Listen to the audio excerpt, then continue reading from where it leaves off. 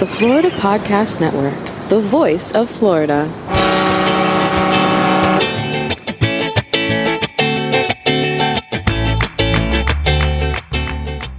This is episode 11B of the Finding Florida podcast on the Florida Podcast Network. Small towns, coast to coast.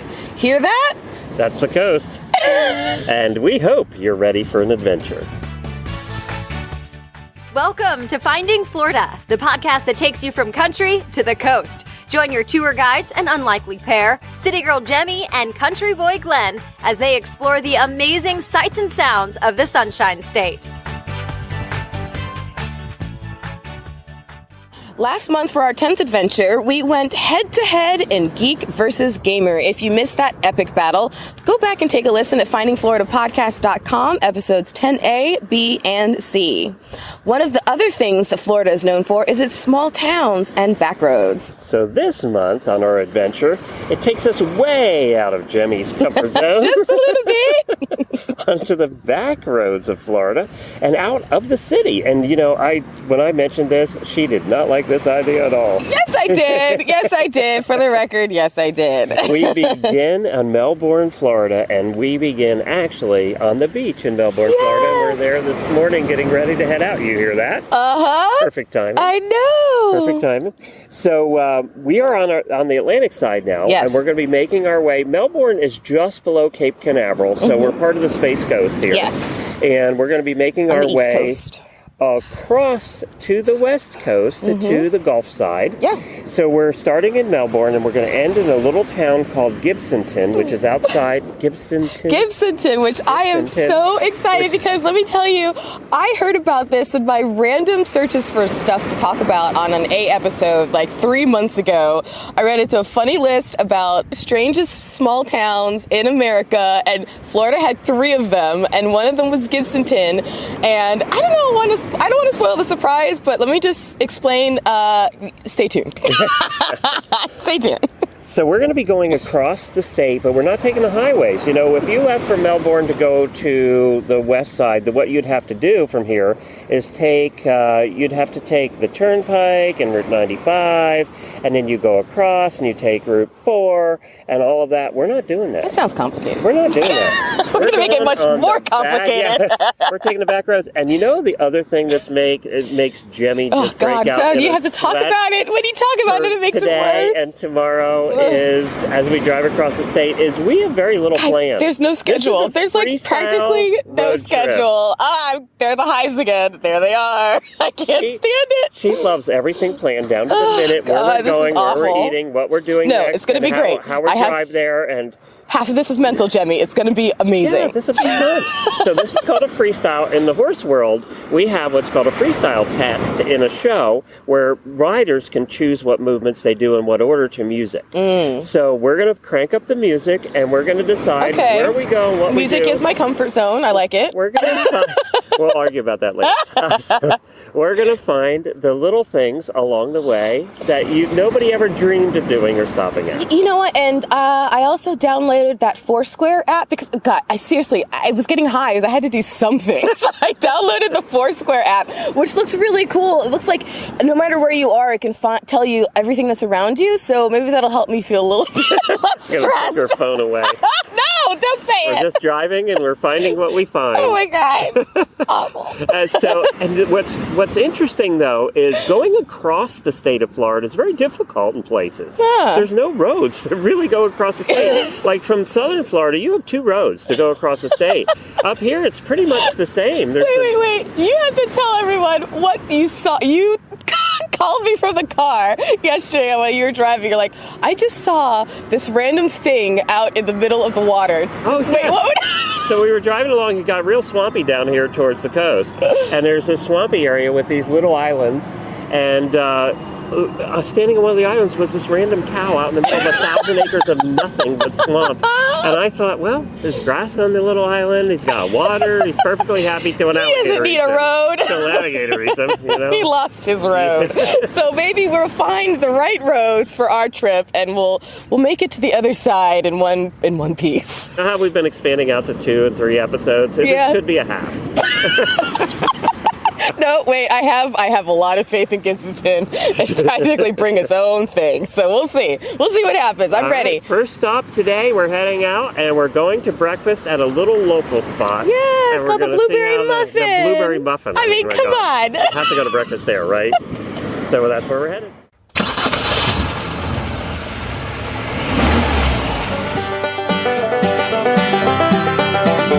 Well, we're on our way to our first stop. It's the Blueberry Muffin Man restaurant. Not the Blueberry Muffin Man. It's just the Blueberry Muffin. It is right on A1A here in Melbourne, and I can't wait. Oh, wait a minute. What? We just started recording and we're here. Oh, yeah, that's right. It's like a 2-second drive. But, oh my gosh, it looks totally cute and tiny. I saw the pictures. I saw the menu. It sounds delicious. I can't wait to show you what they have.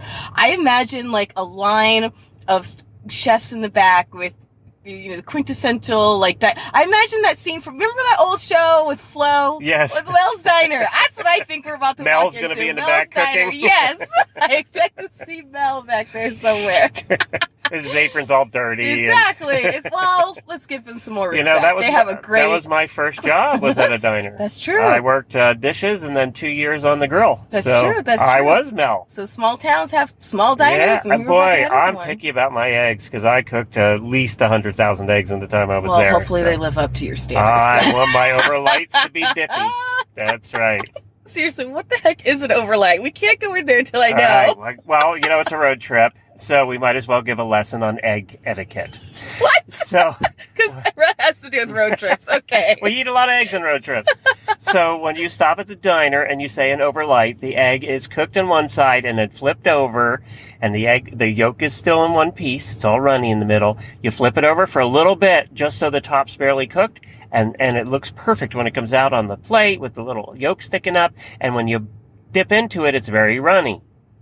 All right, so fun fact about me, I hate eggs, and the thought of them makes me want to puke, except when I was pregnant, I couldn't get enough. Well, then let me explain over medium and over hard. It's just gross. Okay, so over medium is they flip it over for longer so that the yolk is a little less runny, and over hard, the yolk is just cooked all the way You're through. just dying to go back there and just do it yourself, aren't you? I love cooking eggs. There was one time on the 8-foot grill, I had 100 overlights going at one time. By the time having the time of your life. You crack them with both hands, and by the time you get done cracking them, you're flipping them. By the time you get done flipping them, you're putting them on plates. There really wasn't a lot going on in your town back then when you were growing up, right? Everybody came to Zane's Diner to eat. It was the place. And now everybody's getting a feeling for what a freestyle road trip is all about. Let's go in and find out what this place is all about. Okay, here we go.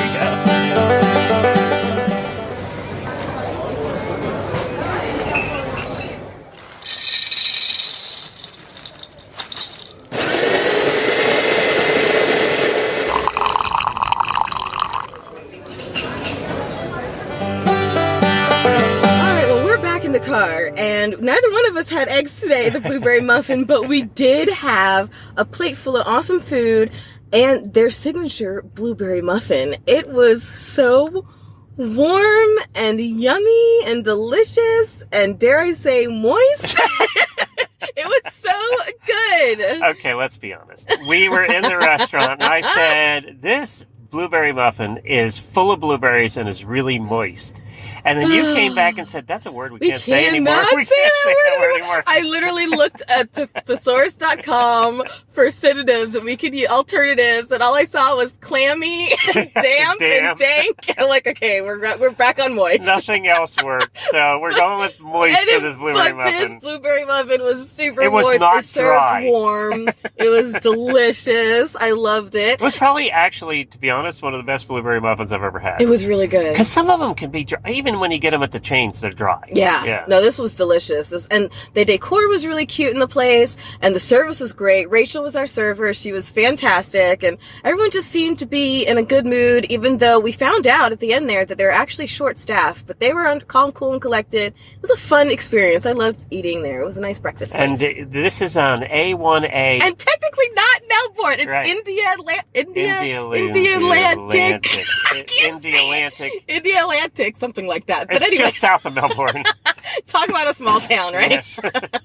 So yes, we're going to continue our small towns. We're heading up 192, which is a Space Coast highway. Ooh. So basically on our directions here, we're driving toward Kissimmee and then from Kissimmee back down toward Tampa tomorrow. Gotcha. So Kissimmee's our goal for tonight. We're going to see what kind of interesting things we can find on the back roads of Florida. And so far, we found the Muffin Man. The blueberry muffin.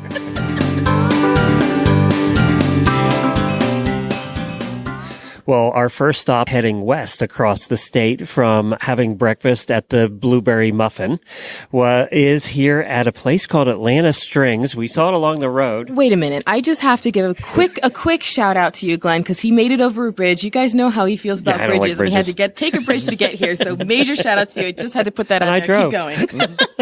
So we saw Atlantic Strings and we said we had to stop. What a cool shop you have here. Well, thank you.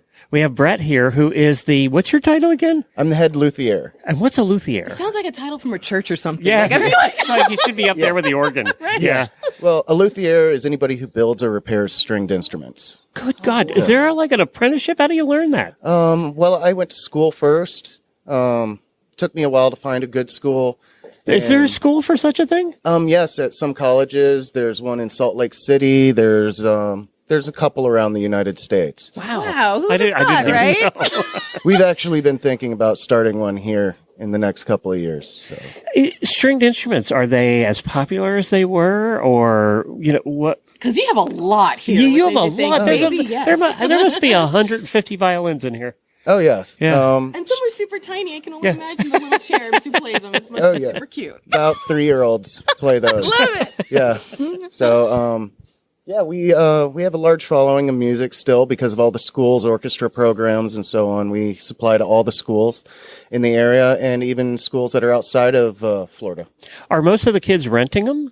A lot of it's rent to own. A lot of people purchase after a little while, but in the beginning, a lot of people feel more comfortable renting out the violins. So, has anyone rented a violin and done what I did, which was in 5th grade, dropping it from the top of bleachers and having it shatter into about a gajillion pieces and try to bring it back? Yeah. That's where the luthier comes into play. Yes, that is. The carpenter. Yeah. That's where I get most of my work from. So. People From like the children. Yeah. Yeah. Yes. A lot of people go, I swear I put it in the trunk of the car. Yeah. Until they hit the speed bump. Yeah. My worst is I was getting up because I was about to walk into an audition room with my violin and I dropped it and shattered it right before I went in. Oh, man. Bad memories, Glenn. Bad memories. Yeah, we have that a lot with the rentals, but we cover it with insurance. Yeah. So I have a lot of kids trying to make it to orchestra class, falling on their instrument. So after that story, you would still rent me one. Oh, yes. The insurance covers it. But- your premium doubled. Yes, it did. So what kind of instruments do you have here? We have violins, violas, cellos, basses, anything stringed and bowed. I always felt bad for the kid with the cello on the bus. Oh. Well, it's not as bad as the kid with the bass on the bus. Yeah. Actually, I dated a kid who played the bass, and I saw his struggle every single day. It was not I like walking around with my little violin. And you have fun with that bass, man. Now, you just said something you should have never said in a violin shop. I am sure there's a violin we could have her try, isn't there? No, there isn't. Yes, there is. There There's plenty. really isn't. There really, truly walked isn't. into Trust that me, one. A 3-year-old will be better than anything you can hear me play. Well, there's somebody here that's actually going to play an instrument for us, and then we're going to hear you attempt one. Okay. All right. Attempt being the operative word. So what does I have no clue. What does a bass violin, let's say, for a kid in high school that's going to buy? Okay. What does it run, like retail? Retail instruments go anywhere from $129 and up. The sky's the limit when you're dealing with violins. Yeah. In the shop here in Florida, there's not many people aiming for $1 million violins. Yeah. But we cater to professionals also. We have everything from $100 to $100,000. Really? Yes. Yeah, I think the last violin I got was probably about $90 or $100. It was a used violin from Snooki's in Charlottesville, Virginia, and I gave it away to a kid who was sick in the hospital and wanted a violin. That was the last time I saw one. And last time I played it was probably a lot longer ago than that. Yeah. Yeah. So, do you have a $100,000 violin? Yes, keep me far away from that one. Yeah, Point that out. we won't let her use that one. Do you have the $92 one? That's the one we want her to use. Well, we'll find something in the middle. Okay, all right, good. Because apparently she breaks a lot of violins. Yes. Well, this is a lot of fun. What's Oh, the look at this. website? Oh, wait a minute. He's grabbing the one for you. Okay, let's check this out. Don't let her touch it. That would be a bad idea. This is the expensive All right, one? this This one's about I'm $80,000. like inching my way Oh my away God! from it. It's $80,000. What makes this? And by the way, it looks tiny. What makes this violin so expensive? A violin like this is made by a master luthier that has been building for a long time and has become very popular, won multiple awards. And it's, mid 1800s and it's Italian. So something like this. Oh, so that's very old violin. Yes. Too. It's for the violin world, it's not really that old. It's about as old as I am in violin years, because for violin, it has to be over 100 years old for it to be even close to old, because we have stuff from the 1600s. Can I ask you, I've been dying to know this. What's the technical, if there is, difference between a violin and a fiddle? Okay. That is probably the most popular question in the store. The difference between a violin and a fiddle is basically the bridge is flatter on a fiddle, and people put steel strings on it to make it more bright. Oh. That way you can overpower a banjo. Because when you have Gotcha. something warm and subtle, it's not going to overpower a banjo. Yeah, it almost makes it somewhere closer to a guitar kind of setup. Gotcha. Yeah, that's what most guys do. That way you can Interesting. play 3 strings at once instead of just one. Oh, at a that time. makes sense. Yep. Okay, now I get it. Thank you. Well, let's hear some music. All right. Thank Wait, you. what's What's the You're website? Yeah. AtlanticStrings.com. I love the name too, Atlantic Strings. Says what it is. You're right here in the ocean. Yep. Perfect. AtlanticStrings.com in Melbourne. Yes. All right, very good. Let's, Right off of 192. Let's hear some music. So we're still here at Atlantic Strings, and we are going to be getting a mini recital, and we are with Angelica, right? Hi. How long have you worked here? Several months, I think since February or March. And how long have you been playing the cello? Over 12 years. I kind of lost track after 12 years. That stops mattering, We were right? just joking about all my friends in high school to carry the cello on the bus. Why'd you pick the biggest instrument around? It's not the biggest. Second the biggest, bass. yeah. The bass is the biggest one. I just really like the soul of the sound of the instrument. It's more versatile to me. I can play any range, and it's just basically the soul. I just feel like I can sing through this instrument versus a different instrument. Have you ever? And what are you playing for us today? Elegy by Faray. Just the beginning little piece of it. Sounds good.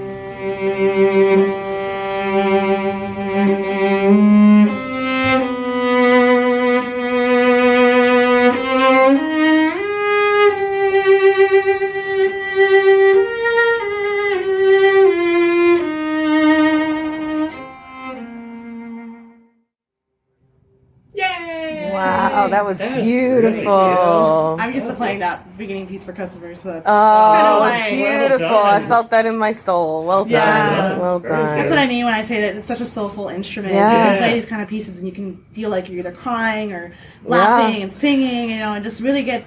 I can't sing. That's why I play cello. Well, that's what I like so much about Yeah. stringed instruments is because there's the body in there, and it just vibrates, and it feels like it echoes like it's inside of your body. Like it's just there's science and math and everything involved in the beauty that brings about the sound. I love it. What happens is once you're a musician, it's a different experience in your life. It feels like it's a part of you. I really can't sing with my voice, but I found a way to sing through my instrument. It's just something so emotional that once you get into it, it's such a joy in anyone's life when they experience music. Even if you're singing in the car or an instrument, however it is, music is really a way to express yourself and just love and be happy.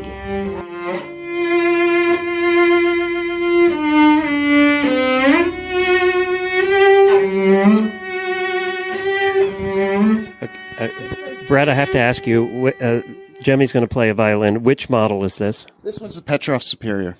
This is one of our most popular models. And it's valued at $85,000, so no problem. And it is a $4,000. Wait, it's the Petrov Superior for the most inferior player I've ever had walk through your doors. It's better than me playing. This violin will make it easier for you to play. So it's going to be fantastically awful. Do you remember the player pianos? Does it have little pedals you can push and it'll just play for her? No, I wish. Here we go, Jemmy. Oh, we're not going very far. Do you remember how to put it on your shoulder? No. Oh. Close. Oh, she's close. Look at that. Oh, wait a minute. I got to get a picture of that. Here we go. No warm up, nothing. For the record, I hate you. This is going to be terrible.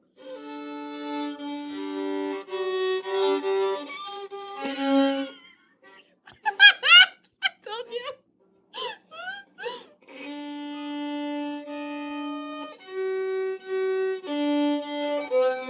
I'm just, for the record, just putting my finger down randomly because I have no idea what I'm doing. I haven't touched a violin probably since 5th grade. There's a reason I gave my other violin away. We're starting to see the reason.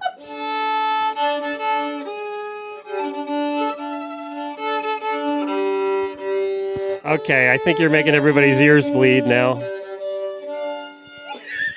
I think that's probably good, actually. It's not that wonderfully beautiful now. Yeah. And I probably need to turn it back over to the luthier. I'm sure you already have some repairs that need to be done. Thank you, Brett. You're very welcome. What is the official... Wait, I need an official review. That was it right there. That's all we need. That's great. I'll hold the mooses back.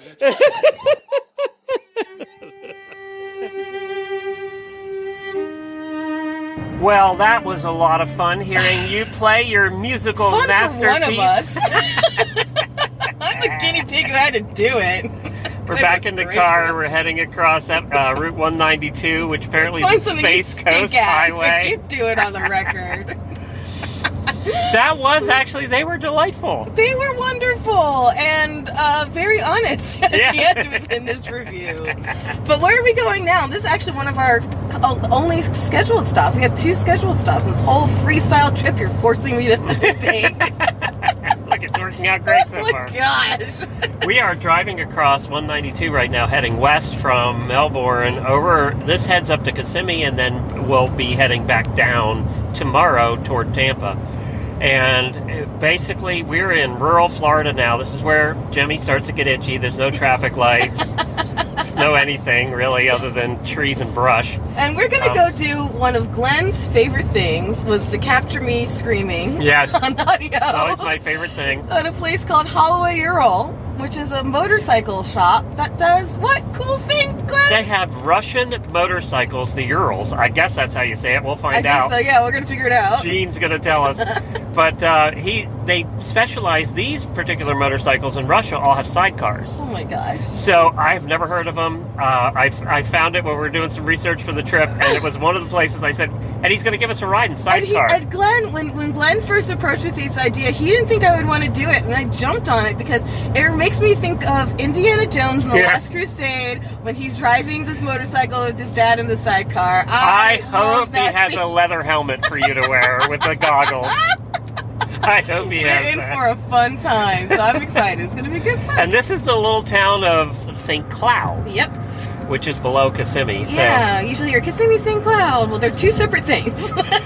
And we are, I got to tell you, this is the part of Florida that everybody misses when they drive the highways. We just passed an airboat ride place, yes. guys. It was a gator airboat ride. So that's because this is where we are. We are in the swamps here outside of the Atlantic coast.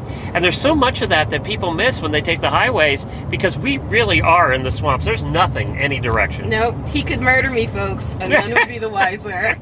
No, we're going to wait for the sidecar guy to do that. Okay, after the sidecar. Oh, you're going to have him do it. All right, I see you, Remo. Got this. All right, we'll catch you up with some sidecar fun. Freestyling!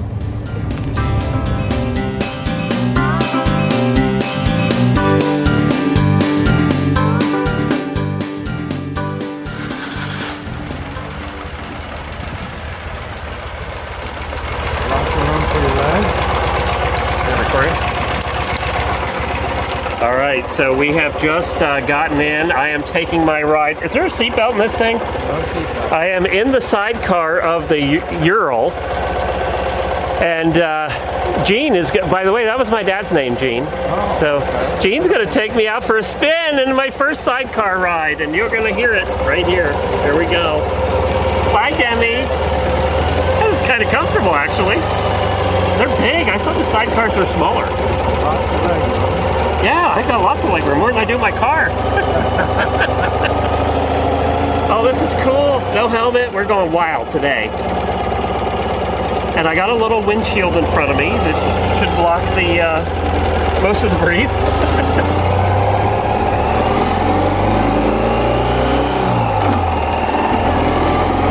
Oh, this is fun.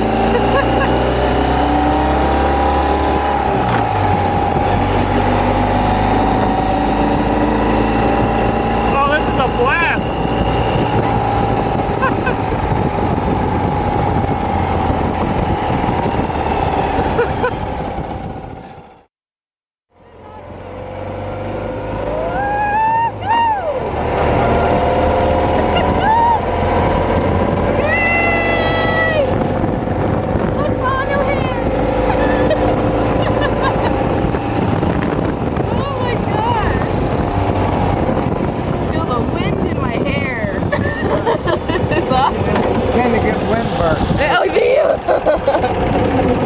Very cool. Yeah, yeah.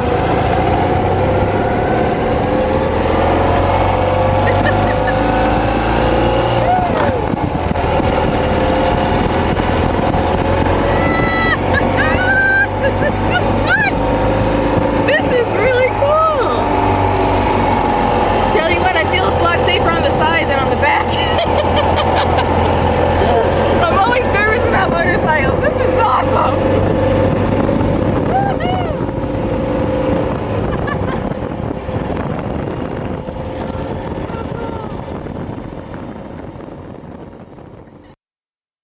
Well, we just had the most fun taking our first sidecar ride. Oh my gosh, that was right. It felt like I was being transported to a funner time. That was great.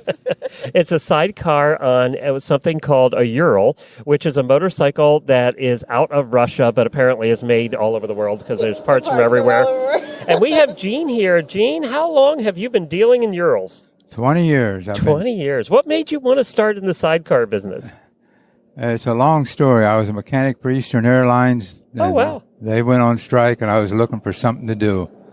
And found the Ural and fell in love. How does somebody find a Ural to fall in love with? They're pretty rare here. Found them at Bike Week and fell in love with them there, and they were looking for dealers. And I refinanced the house and became a dealer. Jumped all in. Of course you did. And let me tell you, he refinanced the house and he opened this business in a very, very rural part of Florida. This is out there. Holopaw. This is a town of about, 50, including you and your dog. Yes.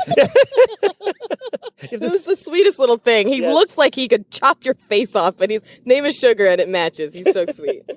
So tell us about the Ural. What is a Ural and what's the significance of it? Well, it was came from a German military bike, and the Russians took it over and made a Russian military bike. And then after the wars, the civilians used it, so they made it a civilian bike, everyday transportation. In Russia, they haul potatoes and kids and everything else in the sidecar. Everything else in them, yeah. Groceries. I was amazed at how comfortable the sidecar was. Maybe they always weren't that comfortable, but these were comfortable and stable. I didn't feel once like I was going to go flying off in another direction. So, what did the sidecar become popular during World War I or II? World War II. They became popular in England. Also, the English version of it because of fuel economy. Oh, you could carry 2 people for the price of 1. Right. Yeah. What's the kind of customer that you typically see here? Who comes in and gets a Holopaw Ural? There's no one set kind of person. It's the entire spectrum. You get young and old and rich and poor, and it just... What's one run? So if I was to buy a half-decent model with the sidecar, what would I pay? The base model is $14,500. $14,500. Okay. And they have a 2-wheel model, which is $16,500, which is the off-road model. How many sidecars are at Sidecar Day at Daytona? It'll surprise you. There'll be up to 100 of them. Wow. And of all makes and kinds and styles. And the sidecar is not the only thing you have here that's kind of from a different time. But you have a flag in here that we thought was really awesome. How many stars are on that really special flag? 48 stars. Oh, wow. And do you remember where you got it? I've had it so long, it's lost in time. Yeah. You also seem to be a collector of stuff like hats and helmets and things that would have went along with sidecars, it looks like. Yes. Yeah, they're really cool. They are really neat. So, well, this is a thing. How many Urals do they sell, I got to know, in the United States a year? Around 600 now. So it's pretty rare. Yes. Yeah. Wow. Very cool. Well, how do people get in touch with you if they want to buy a Ural from you? Go on the internet and look at a Holopaw Ural. Holopaw Ural. We'll put a link in our show notes as well. Are you the only dealer in Florida? No. Really? Actually, there's 5 dealers in Florida. Really? Yeah. Well, we're lucky we found you. Yeah. We like you, Gene. I'm we ever buy one, we'll come to you. I'm actually the oldest. And been in business the longest. How young are you, Gene? We have to know. How young are you? 78. 78? Okay. Well, and you're still at it, so congratulations. I'm almost there. I'm catching you. Well, thank you for the ride. That was a trip. It was very fun. It was a lot of fun. All right, now let's listen to Jemmy in the sidecar.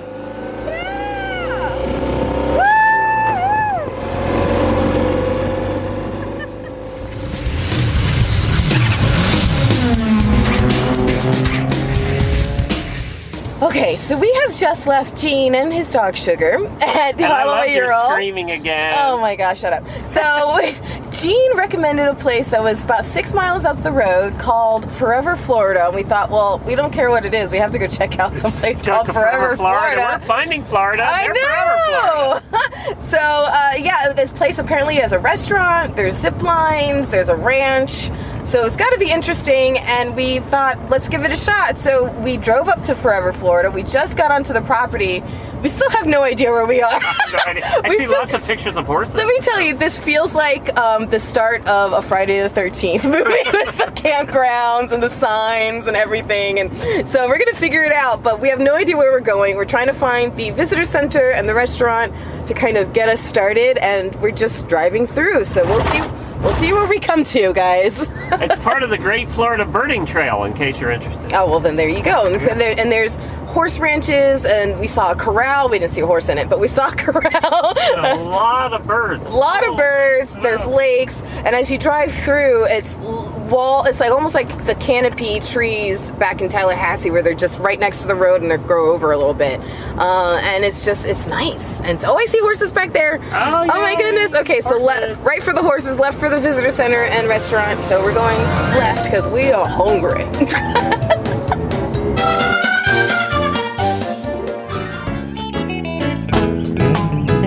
Need a convenient and delicious dessert? Look no further. Grab a cheesecake jar from Leanne's, a local Tampa-grown company shaking up dessert. They bake a single slice of New York cheesecake right in a jar to keep it from getting cold on hot Florida days. It's genius. We both tried some for ourselves back at Podfest and truly loved it. And then they met us out in Tampa and gave us more. So we love them now even more. Thank you so much, guys. Find Leanne's on social media as Cheesecake, the letter N, More. Cheesecake and More. And look up the Central Florida location nearest you to find their yummy jars. Their website is www.leannscheesecakesandmore.com. That's Leanns cheesecakes, the letter N, more.com. Or give Joseph a call at 813-445-3861 for your treat in a jar. Found Forever Florida, but not just any Forever Florida. We found a future stop and a future full episode because there is so much to do at Forever Florida. I mean, it's a horseback riding. Okay, you have to tell them about the thing that I said is going to make me throw up. So they have a zipline adventure, which there's a lot of those around the state, right? Yeah, we did one in Tallahassee. Yeah. We did kind of an abbreviated one. It was an obstacle course more than anything, but it was, there was zip lines. Well, they have real zip lines here, and they have the only zipline roller coaster in the United States. Yes, you heard that right, folks. A zipline roller coaster. So here's the thing. I have vertigo. I do not do roller coasters. You like zip lines. And you like roller coasters. You love roller coasters. I do for my 6-year-old because he can't go on by himself. I'll take one for the team. But a zipline roller coaster, the first thought of it sounded horrific. But then there was a video playing. We're like, oh, that does sound cool. Anyways, the people at the front desk were awesome. And they were willing to take us out and do a whole tour for a couple hours. But we thought actually what would be better is if we capture this place on a full future episode. So we're going to work that out for you guys and actually highlight this place in full. So it has the zip line, the horseback riding ranch. What else was here? It has a wildcat rescue. Yes, wildcat rescue, a buggy ride. So there's so much to do. We thought, let's do a full episode. So you look for the future for that. And now we're off back to Holloway Ural because why, Glenn? Why do we have to go back there? My hat. Classic road trip fail. You leave something behind. We always leave something somewhere. That's just not me. That's both of us. He's gonna go back and get his hat. Then back to 192 to see what we can find next on our way toward Kissimmee. Yeah, here we go. Okay, everyone. We're driving down 192. We came into this little town called Harmony. Which, by the way, it says, welcome to Harmony. And I had to make a joke where you'll see nothing because there was nothing for the next 10 miles. That's that sign. Other than woods and swamp. So then we came into this little town. We passed a high school that looked rather like a prison, to be honest. And then we get on the left, there's this little sign, little American flag sign, and it has a sheep on it and says lambs for sale. I don't know how you spotted it. You're eagle-eyed, man. I looked it up on the map, and it's actually a dog training place where I assume they train sheepdogs. So maybe they'll let me shear sheep. I don't know.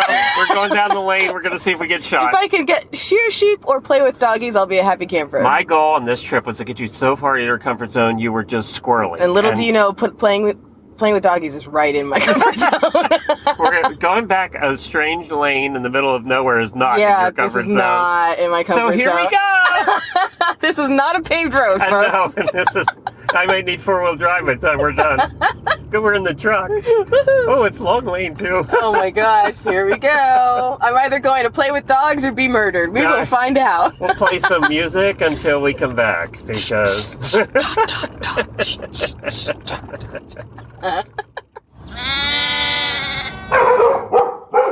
Well, for once on these adventures, I am feeling at home. I'm not in the city. I'm out of my comfort zone big time. Jemmy just doesn't know what to do with herself. I've never seen this much land since ever.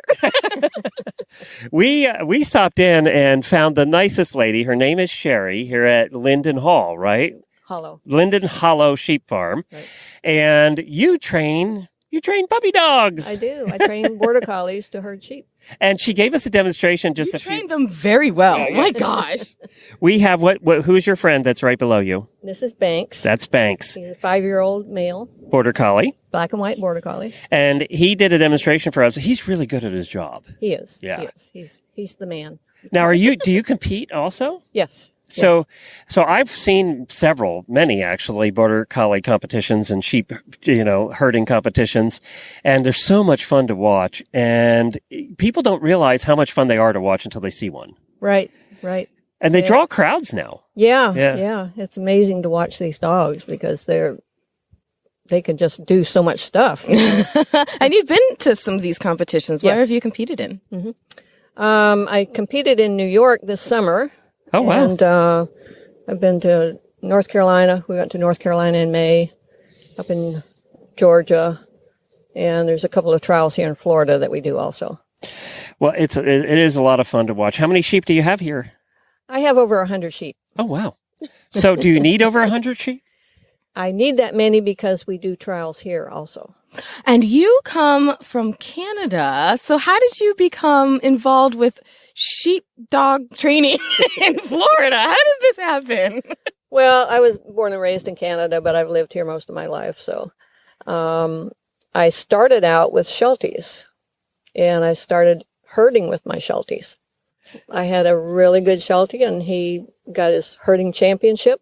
So I was hooked. I was like, okay. This is it. This is what I want to do. And how many years later are we? How many years later are we? That's why I have sheep. That's why I have a farm. So yeah. So isn't it interesting though? That was 20 years ago, right? You said. Mm-hmm. So how a lot of horse people too get into horses in their 40s, and then it becomes a thing for the rest of their life. It's interesting how we sometimes find the thing we were meant to do later. Yes. Yeah. So you have at least 5 dogs, right? Because you have Banks over here, plus your 4 guard dogs. You have tons and tons and tons and tons of sheep. Yes, we saw geese. We saw 3 barn cats. I mean, do you have a running total on your number of animals that you have here? No. 70 acres, you said. No, you never asked that question because we don't want to know. I want to know. Inquiring minds want to know. I have to do a census every week to know how many animals I have because it changes. That's true, I imagine. Oh, my God. See, she's never owned a farm where you collect animals and they just keep collecting, and then you don't want to count them anymore. Does a caterpillar farm or a lizard farm when I was 8 count? Probably not. Probably not the same. So it's interesting. You have a different kind of sheep. First thing she asked me as we're pulling down the driveway is, "Can I shear a sheep?" I said, "I don't think you're going to get to shear a sheep today. They would already be sheared this time of year, first of all. But you don't have shearing sheep, which I never knew existed." No wool on these sheep. What are they? Hair sheep. Hair sheep. Yeah. So what's that mean? They're more suited to Florida because they don't get that big heavy wool, and plus they're much easier to care for because you don't have to shear them every year. And they really don't have hair or wool. No. And I was a little disappointed, no shearing sheep, but I did get to play with the dog. Banks is lovely, so a little less disappointed. How long will it take to take a dog like Banks and bring him to the point where he is today, where he's really good? Well, usually by the time they're about 4 to 5 years old, they're pretty much at the top. So what age do you start training them? About 10 months. Oh, really? Yeah. So they're starting at the yearling age and then on up. Yep.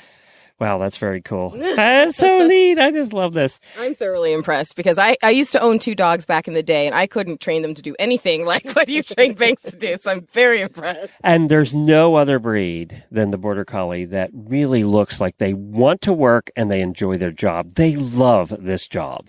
What are the other herding breeds for everybody's benefit? Well, let's see. We have collies. We have Australian sheepdog, shepherd, Australian shepherds, Australian cattle dogs, German shepherds, Belgian Malinois. And you said a really strange one that I wasn't aware of earlier that I never thought would be a herding dog. The corgi? Corgi. Yes, I didn't know that. Yeah. Well, it's actually funny. So I have a friend of mine, Jeremy, who has an Australian Shepherd. Mm-hmm. And I didn't realize, so my little son, when he was about 4, came to his office one day. And the shepherd, his dog kept trying to hurt my little son. Because Jeremy's like, he thinks he's a sheep. I don't know what to tell you. So it's in there. That instinct is very strong. It is, right. Yeah, it's about how you cultivate it and catch it at the right time, I suppose, yeah. Yes. Where do they go to find you? Facebook.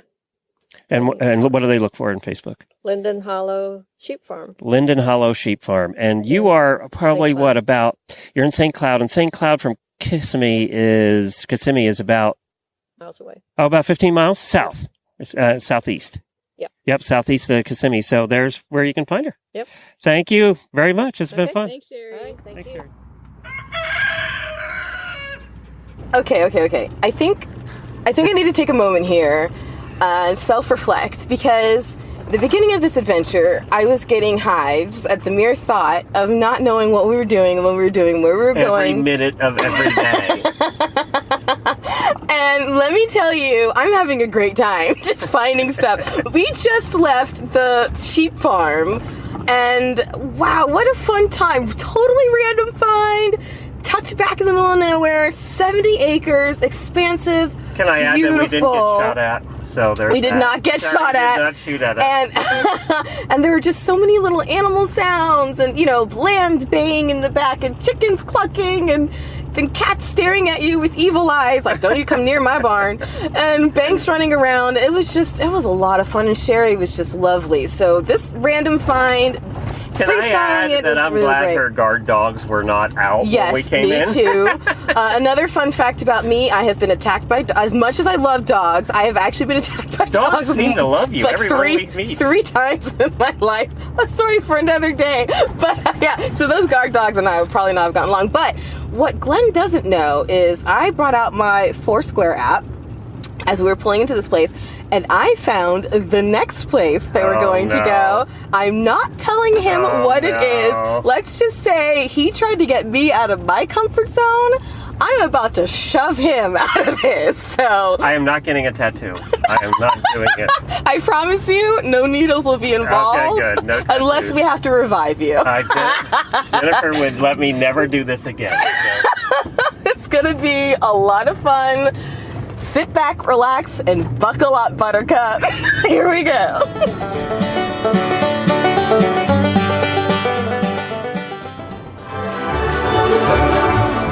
And here's Jemmy's highlight. I see the sign. It'll be on the right. Yep. You're gonna love this. Make a right here. Right here, make this right, Glenn. Oh, no. Yes, baby. No. Yes. No. I'll be waiting in the car. No, get out. You're getting out. We're gonna have some fun. No, I'm not touching a snake. Reptile World. Serpentarium. I didn't even say it. Oh no. They've got cobras, mambas, rattlesnakes, giant pythons, over 75 I'll be out here. species. You go and get the interview. No way, Jose. Come on, let's go. I ain't going. I just went to a farm. You're going to a reptile zoo. No. Did those sheep try and kill you? These won't either. They're in cages. Let's go. Come on. Don't be such a chicken. You know what? Come on. You're giving me the dirtiest look. Let's go.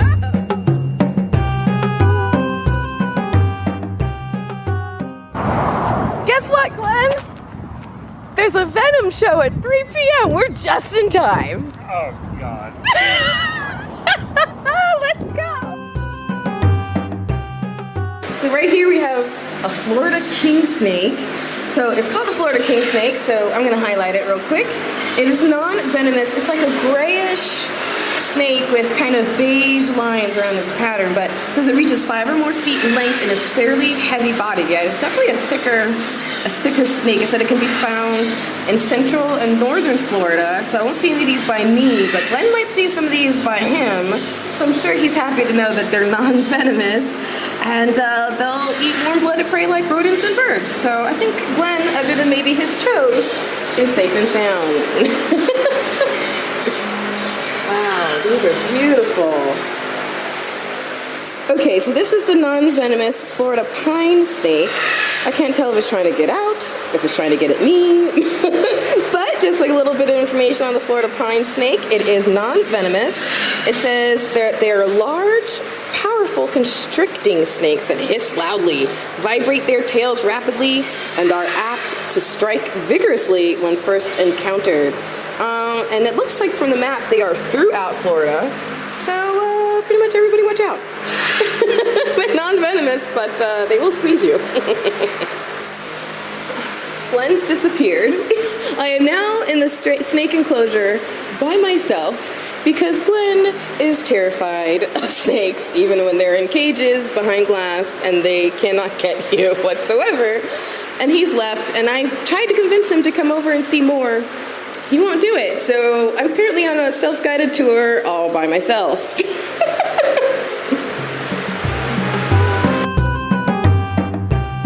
So we're in the middle of the Reptile Serpentarium, Reptile World, and we're excited because we just finished up the Venom show. Go to Facebook and check out our live video. It was crazy.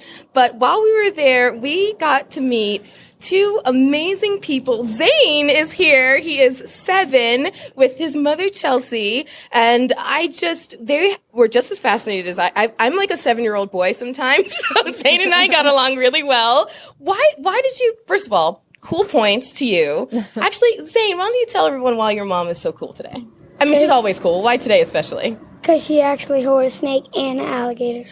But didn't she get you out of someplace a little early to come here today? She got me out of school early. Cool points for Mom. So Mom, why was it important for you to have him have this experience? So Zane is an absolute animal lover. He loves everything about animals, touching, feeding, holding.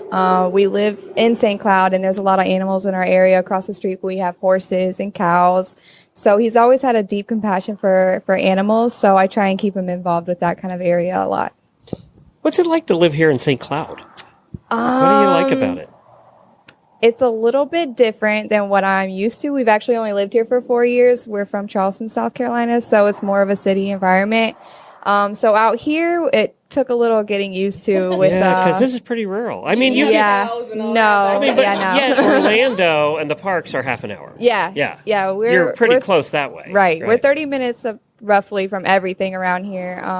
But we have horses in our front yard. So wow. When we first moved here, I was like, this is a little different than what I'm used to. What do you like? There you go.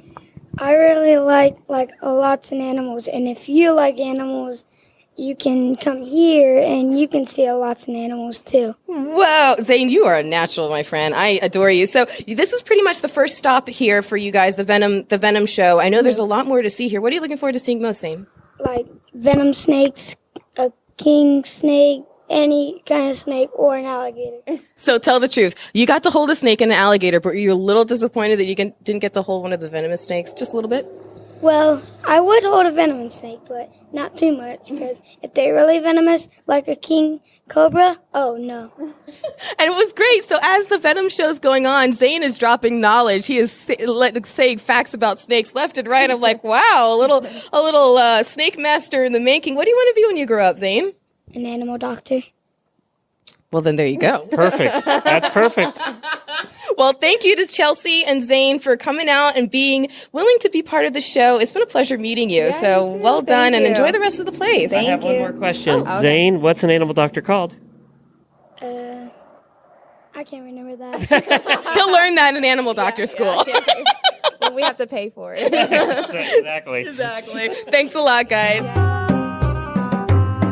We are here at Reptile World Serpentarium, which is a word I've been stumbling over all day. My gosh! But we are here with George, who is. Did you found this place? Are you the owner? Yeah. Well, I grew up in Miami and back in the day when, as a 4 or 5 year old, I just got this really deep interest in snakes, and it happened that in Miami we had the old Miami Serpentarium, which was founded and run by William E. Haast, Bill Haast, who was one of the pioneers in working with snake venoms. And at about the age 6, my mother had enlisted me in the Cub Scouts, and we went on a field trip down to the old Miami Serpentarium. And when I walked in there and I saw this guy just working with snakes all day, and I found out about the venoms, and that was it. I was kind of cooked at that point. I said, in my mind, this is my place. I'm taking this place over. As soon as we got to where we could do it. Back in those days, you could do these kind of things. We would get up in the morning, we'd walk down to Biscayne Boulevard, and we'd jump on I think it was the number 2 bus down to the Greyhound bus station, and we'd take the Greyhound bus station that went to Key West, and we'd have them drop us off out in front of the Serpentarium. And we'd spend the weekend down there. We would camp out, we'd bring a tent, we just drove poor Bill Haas completely out of his mind.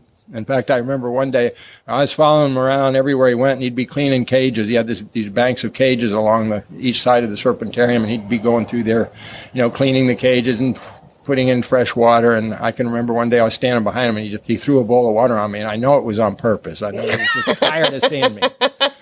But anyway, one night he caught Billy and I crawling around in the rattlesnake pit. We had gone over the wall. And, what? Yeah, we were practicing. Wait, did you realize that rattlesnakes were venomous? I mean, there's a point when you found out as a little kid, when you find out snakes can be venomous, that still didn't deter you. That just ratcheted it up even further, right? We were being Bill Haas. That was our thing, and I remember it was a misty. There was a light rain falling.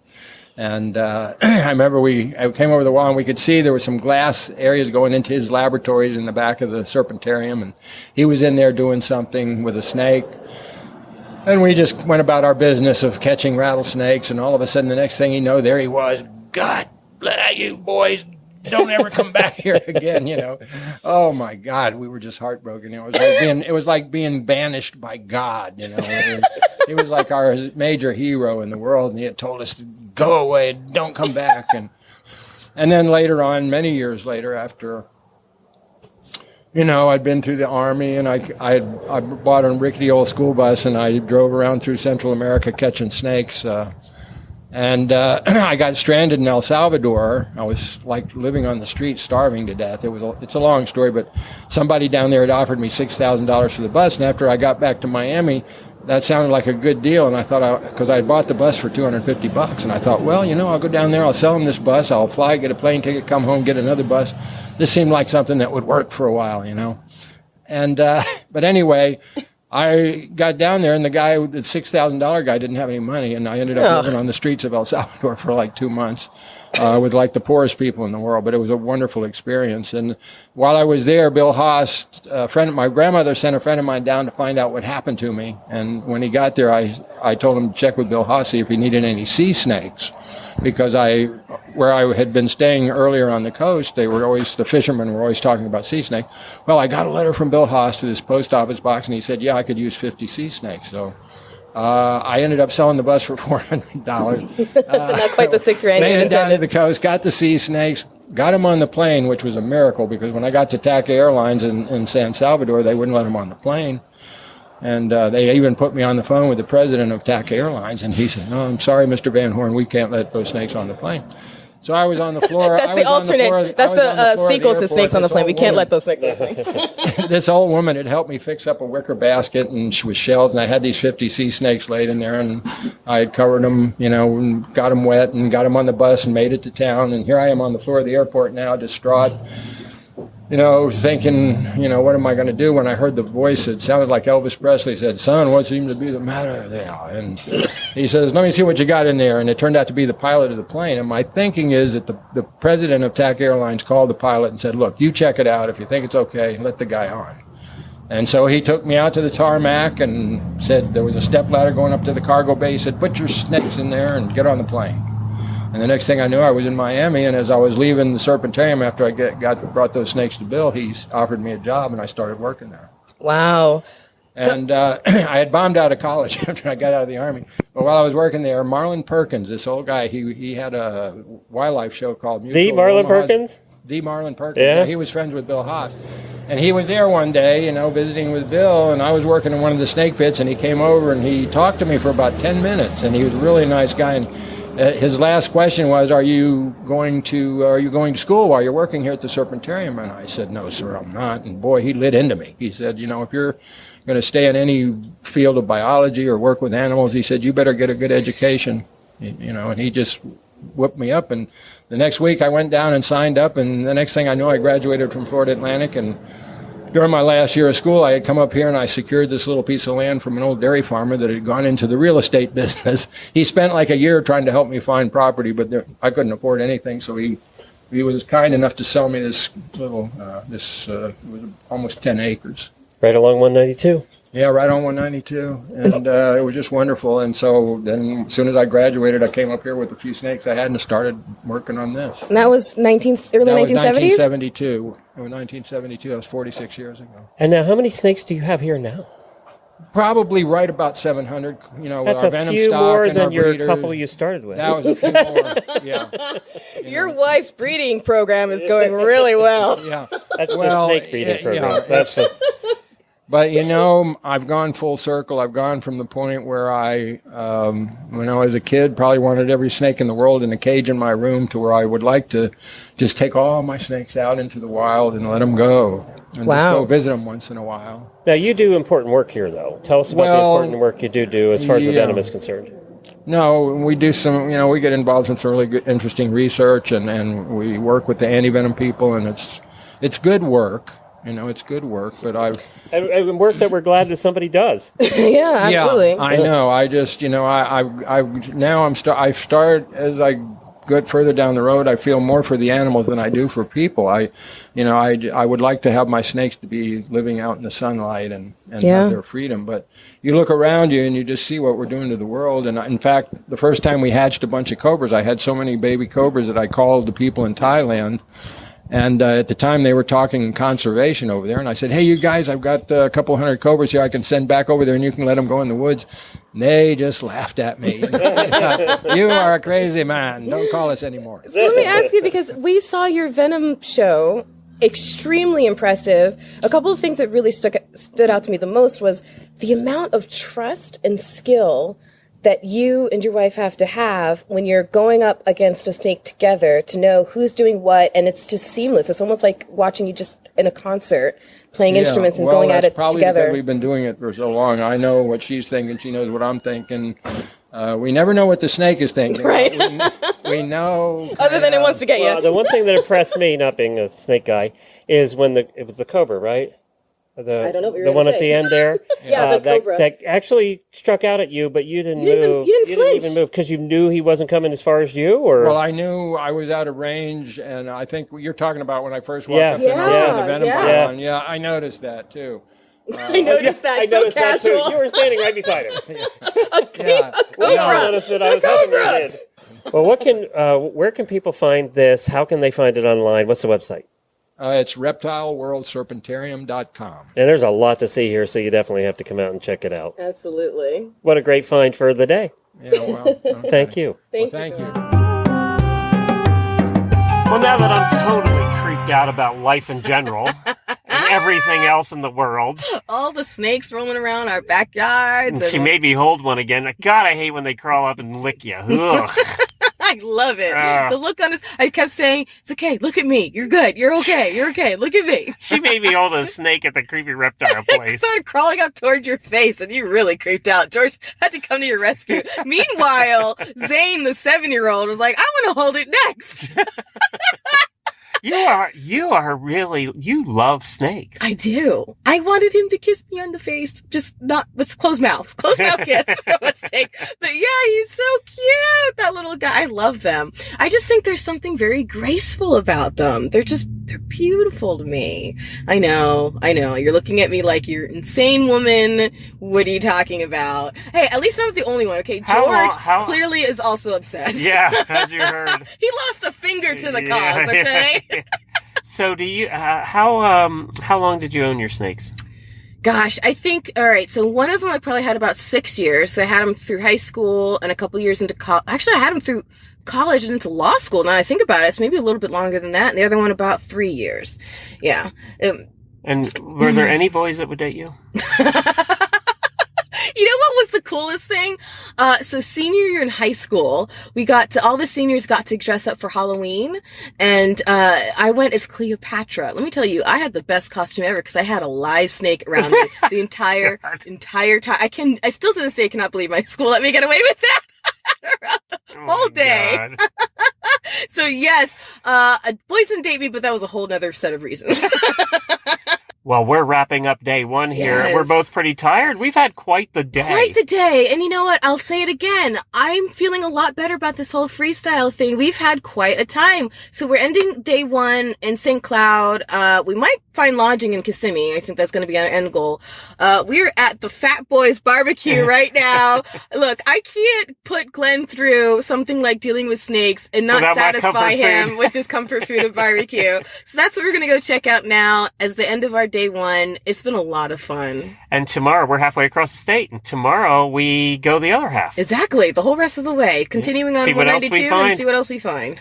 Just goes to show, when you're looking, you can find some stuff to do. Some really random stuff, including reptiles. Thank you for listening to 11B. Please tune into the second half of our adventure as we drive the rest of the way across the state in episode 11C, which will be out in about a week or so.